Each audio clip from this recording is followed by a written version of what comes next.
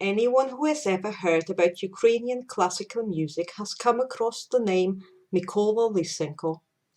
But who would have thought that the most famous Ukrainian composer of all time and the man known as the father of Ukrainian music first trained as a biologist? Yes, the composer of the great Taras Bulba opera wrote his thesis on filamentous algae reproduction. Musicologists believe that he inherited his passion for music from his mother, who studied piano at Smolny Institute of Noble Maidens. She noticed his talent early on and found a teacher for him, but he developed his true love for his land and culture from his grandmother and domestic workers who filled their house with folk music throughout his childhood. To this day, he is considered one of the largest collectors and arrangers of Ukrainian folklore. Clearly, natural sciences couldn't stand in the way of his musical genius.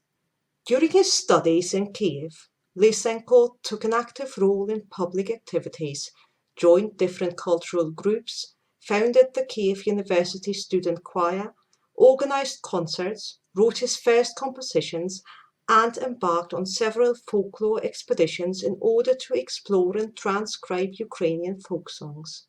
In his last year of university, Lysенko and his cousin, Mikhailo Staritsky, decided to organize a concert, but frightened by the flourishing nationalist movements of the 1860s, the imperial censorship removed all Ukrainian folk songs from the program. In a clever move, they decided to translate all the Ukrainian songs into French. The public laughed and demanded the original songs. As a result, the concert hall administration banned songs in French as well. In 1867, he furthered his music studies at the Leipzig Conservatory, studying with Ignaz Moscheles, Karl Reinecke, and Ernst Wenzel, and attending lectures on theoretical disciplines and composition. During his studies, he wrote several instrumental pieces, including Ukrainian suite in the form of ancient dances, music to the poems of Taras Shevchenko, and published the first collection of Ukrainian folk songs for voice and piano.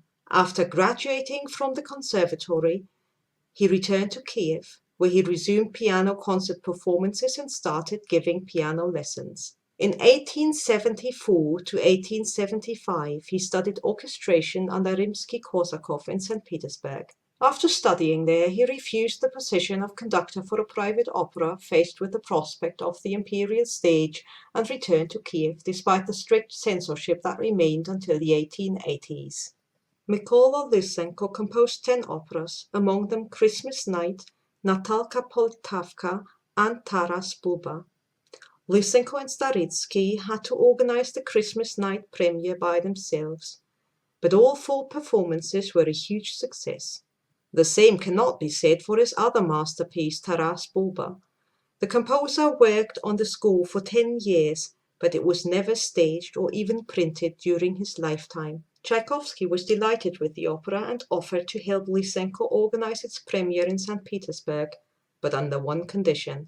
The libretto had to be translated into Russian. The composer refused to agree to that. In order to work with Ukrainian material, Lysенko gave up his career as a composer and made his living giving music lessons for the rest of his life.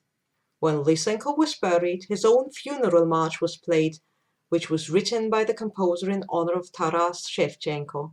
Despite the obstacles that he faced, his music is still performed today and his legacy lives on.